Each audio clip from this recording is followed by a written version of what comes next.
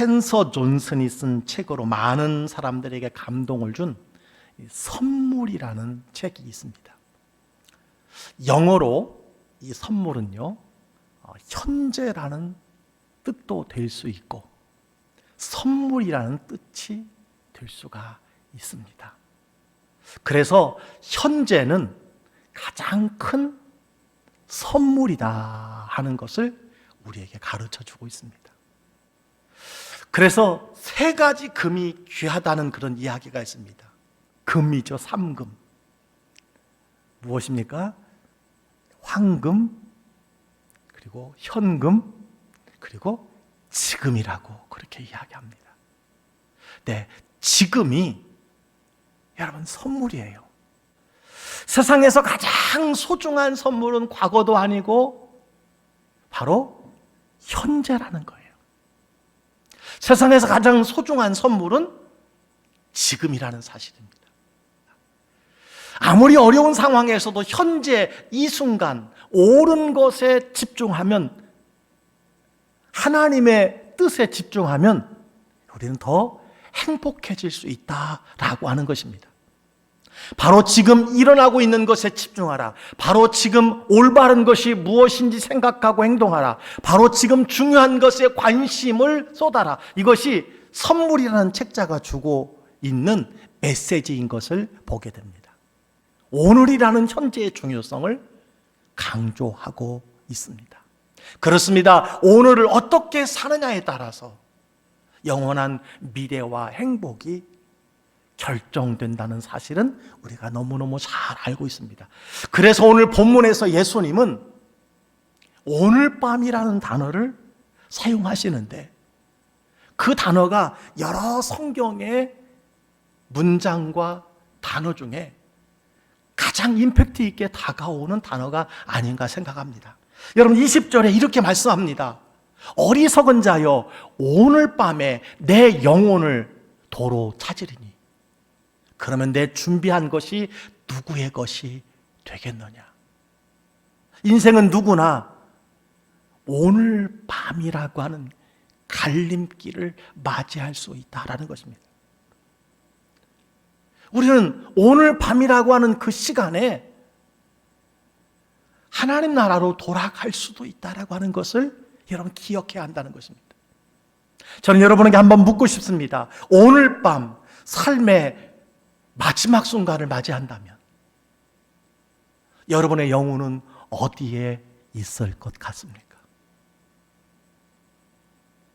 몇 년 동안 장례식을 인도하면서 가장 안타까운 죽음이 있다면 심장마비로 주무시다가 아침에 일어나 보니 그 영혼이 여러분 떠나신 분들에 대한 소식과 그 장례식을 맞이할 때 참 황망함을 이루 다 말할 수가 없습니다. 그 밤 사이에 생과 사가 여러분 갈라진 모습을 보게 되지요. 그렇습니다. 천국과 지옥은 먼 훗날에 막연한 남의 이야기가 아니라는 사실을 기억해야 돼요. 여러분 오늘 밤에 내 삶에 갈림길이 될 수 있다는 거예요. 오늘 밤이 이 세상에서 나에게 마지막 날이 될 수 있다는 사실을 기억해야 됩니다. 성경은 말합니다. 한 번 죽는 것은 사람에게 정해진 것이요 그 후에는 심판이 있다고 분명히 말씀해 주고 있습니다. 심판이 있는 것이지요. 그러나 예수 믿는 사람에게는, 그 이름이 생명책에 기록된 사람에게는 심판에 이르지 아니한다고 말씀해 주셨습니다. 따라서 오늘 밤, 오늘, 지금, 현재 내가 하나님의 자녀로 살아가고 있는지, 내가 예수 믿는 믿음으로 살아가고 있는지, 내 영혼을 스스로 점검하는 것이 가장 중요하지 않는가 생각을 해봅니다. 한 번 죽는 것은 사람에게 정해진 것입니다. 모든 사람이 다시 돌아간 길로 우리도 돌아가게 된다는 것이지요. 너는 흙이니 흙으로 돌아갈지니라, 그 말씀이 이런 날이 우리에게 속히 올 수 있다는 사실입니다. 성경은 천국과 지옥에 관해서 세 가지 사실을 엄숙하게 가르쳐 주고 있습니다. 세 가지 사실이 무엇일까요? 그 첫째는요, 천국과 지옥은 죽은 후에 즉시 가는 곳이라고 이야기합니다. 아멘입니까? 그 중간에 대기 상태가 없어요. 머뭇거릴 수가 없습니다. 즉시 떠나간다는 사실을 기억해야 돼요. 연옥은 성경에 없는 곳입니다. 중세 천주교의 발명품이 연옥이에요. 구원의 기회를 바라는 사람들이 만들어낸 사후 세계가 연옥이라는 사실을 여러분 기억해야 돼요.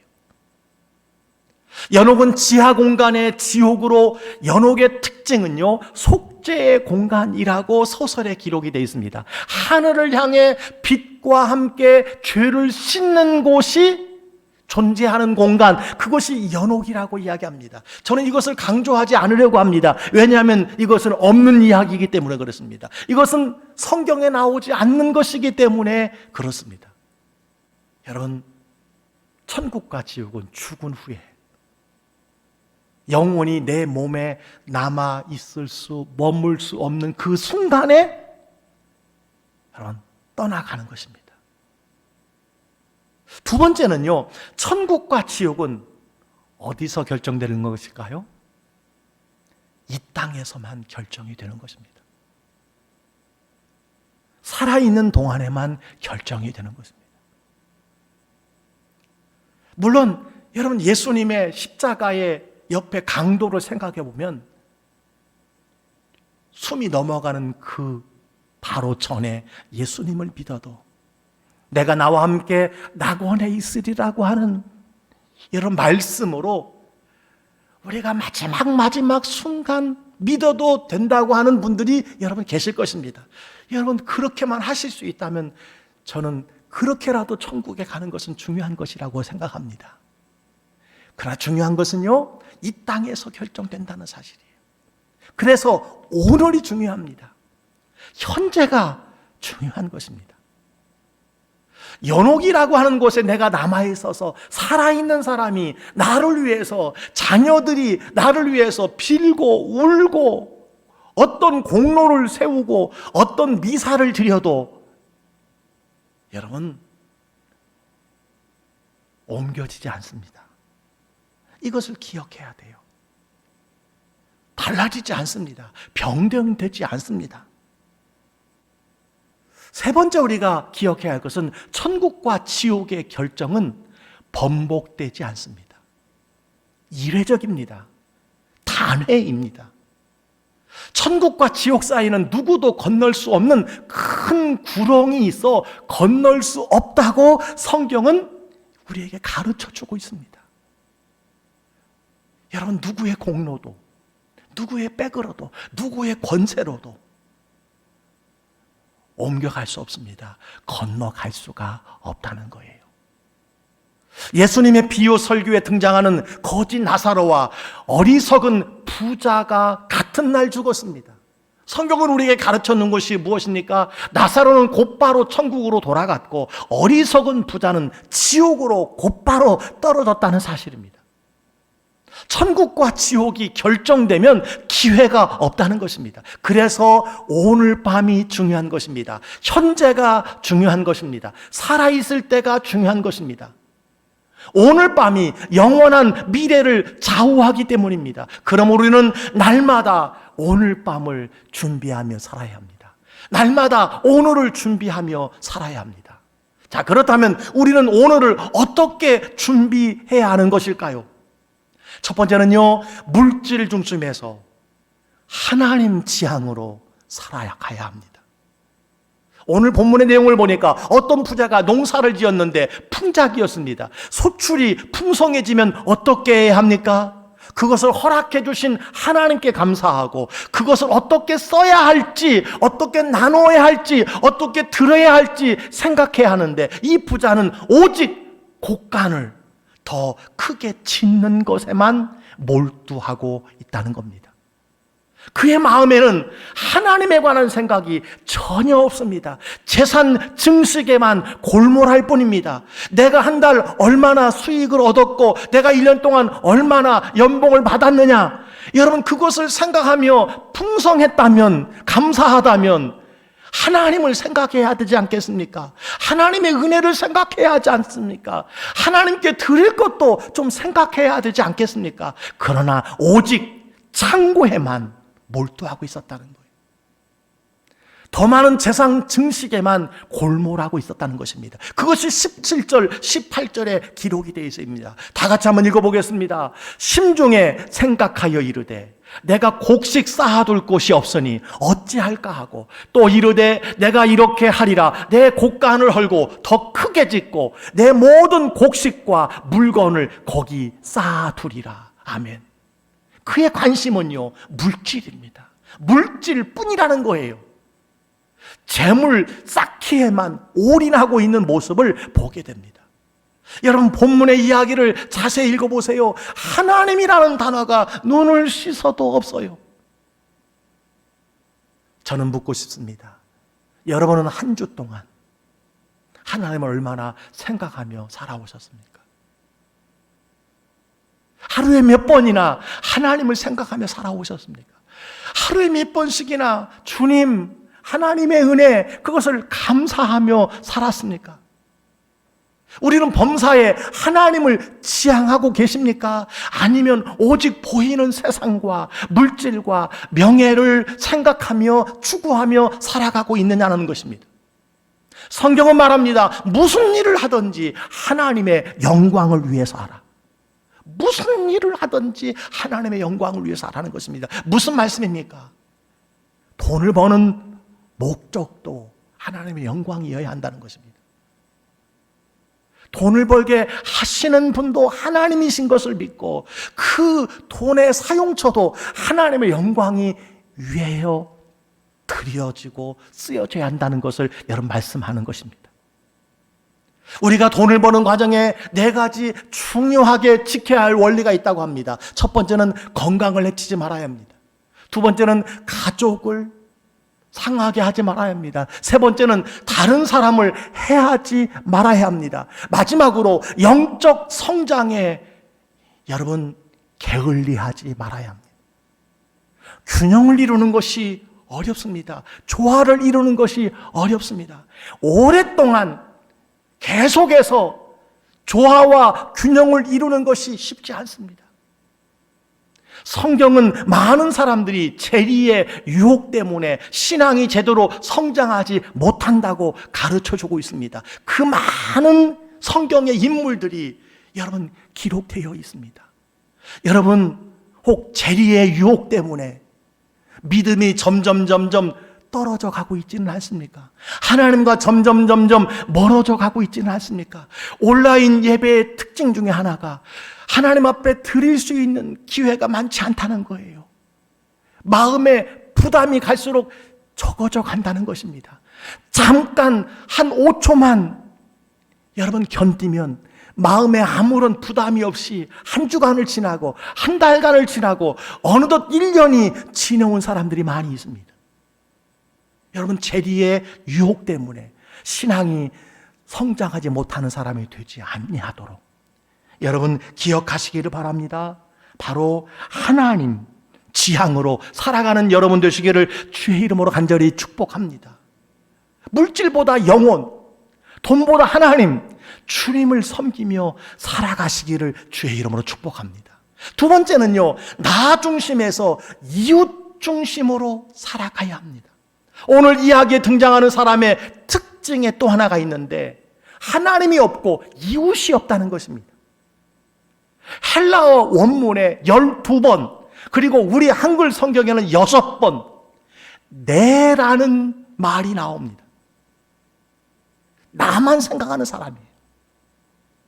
하나님도 생각 안 하고 나만 생각합니다.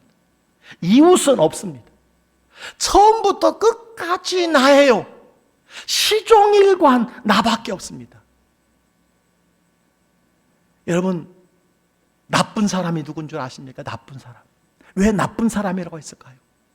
나쁜 사람은요, 나뿐인 사람이 나쁜 사람이에요. 자기밖에 생각 못하는 사람이 나쁜 사람인 것입니다. 이웃을 생각하지 못하는 사람이 나쁜 사람이에요. 여러분, 누가 가난한 자입니까? 내 것만 챙기고 나눌 줄 모르는 사람입니다. 자기 창고만 키우고 채우려는 자입니다. 창고를 새로 짓고 더 넓히고 그 창고에 가득 채우면서 행복하려는 자들은 여러분, 공허한 자들이라는 사실을 기억하시기를 바랍니다. 사랑하는 성도 여러분, 이웃을 생각하며 살아가시기를 주의 이름으로 축복합니다. 하나님은 우리의 시각이요, 위로는 하나님을 향하라고 말씀해 주고 있고 옆으로는 이웃을 향하라고 말씀해 주고 있습니다. 그래서 가장 큰 계명이, 가장 첫 번째 되는 계명이 위로는 하나님을 사랑하는 것이고 옆으로는 내 이웃을 내 몸과 같이 사랑하라는 말씀입니다. 하나님을 지향하는 것, 이웃을 지향하는 삶, 오늘 성경은 우리에게 가르쳐 주고 있음을 보게 됩니다. 세 번째는요, 쌓는 자에서 나누는 자로 살아야 한다는 거예요. 물질이 나를 언제까지 보장해 주지 않습니다. 오늘 20절에 보니까 이렇게 기록되어 있어요. 하나님은 이르시되 어리석은 자여 오늘 밤에 내 영혼을 도로 찾으리니 그러면 내 준비한 것이 누구의 것이 되겠느냐 하셨으니, 우리의 생명이 하나님의 손에 있습니다. 하나님의 권능 아래 있습니다. 따라서 우리의 미래를 잘 준비해야 한다면 쌓는 것에 열심을 내는 것이 아니라 하나님께 부유한 자가 되어야 하는 줄 믿습니다. 그래서 21절은 이렇게 말합니다. 자기를 위하여 재물을 쌓아두고 하나님께 대하여 부유하지 못한 자가 이와 같으니라. 여러분, 혹시 이와 같은 자에 해당하고 있지는 않습니까? 하나님에 대하여 부유하다는 것이 무엇일까요? 쌓아놓지 말고 하나님께 드리며 이웃과 나누고 베푸는, 섬기는 삶을 살라는 것을 말씀해 주고 있습니다. 저장하고 보관하고 쌓는 이유가 건강한 사람이어야 한다는 거예요. 그것이 하나님을 지향해야 하고 그것이 이웃도 지향해야 한다는 것입니다. 네 번째 우리에게 말씀해 주시는 것이 있습니다. 부자지만 가난한 자가 아니라 가난한 것 같은데 부자로 살라는 것입니다. 우리 주변에는 부자지만 하나님께 지질이 가난한 사람이 있어요. 우리 주변에는 부자지만 이웃에게 그렇게도 짠 사람이 있습니다. 그러나 가난한 것 같은데 부자들이 있습니다. 부자로 살아가는 사람이 있습니다. 잠언 11장 24절은 말합니다. 흩어 구제하여도 더욱 부하게 되는 일이 있나니 과도히 아껴도 가난하게 될 뿐이니라. 여러분, 아낀다고 다 부자 되는 것은 아니라는 것입니다.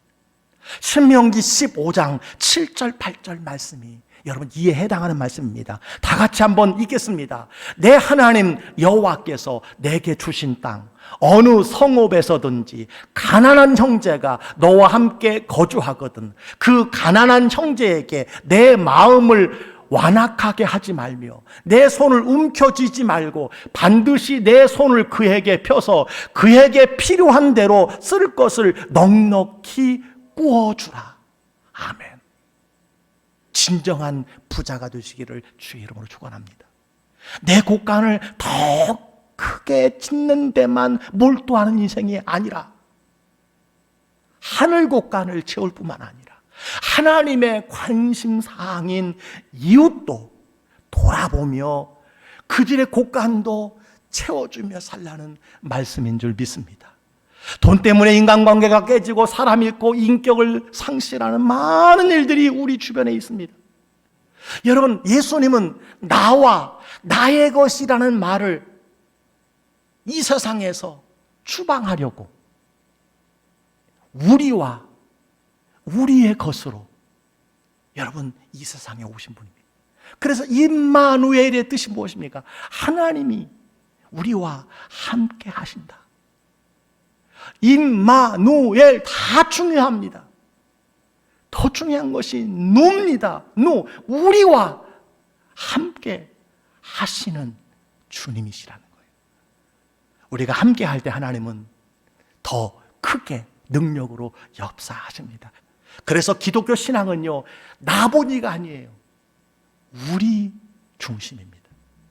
우리 중심. 오늘 밤 내가 어려운 일을 당하면 곧바로 찾아올 수 있는 친구가 몇이나 있습니까?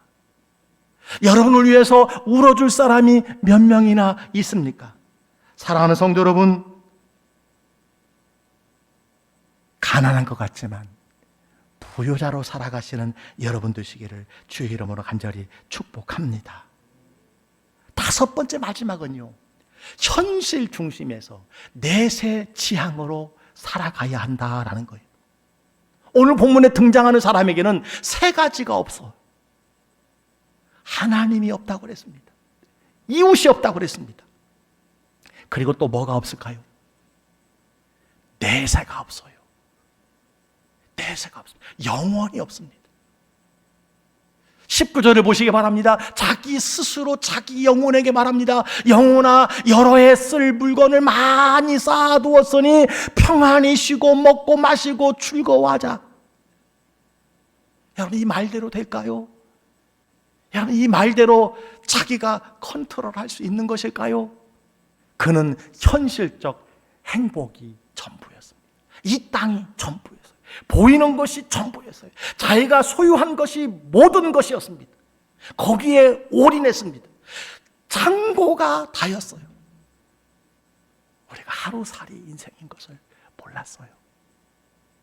그는 일시적인 것과 영원한 것을 혼동하고 살았습니다. 육체의 필요와 영혼의 필요를 구분하지 못하고 살았습니다. 여러 해 동안은 행복할 수 있었으나 영원히 불행할 수 있음을 전혀 몰랐다는 사실을 우리가 기억해야 합니다. 오늘 밤이 마지막이 될 줄은 꿈에도 생각하지 못한 것입니다. 이런 자를 향해서 예수님께서 엄숙하게 경고하셨습니다. 21절 말씀입니다. 다 같이 읽습니다. 자기를 위하여 재물을 쌓아두고 하나님에 대하여 부유하지 못한 자는 이와 같으리라. 여러분, 이 어리석은 자 다른 사람이 아니에요.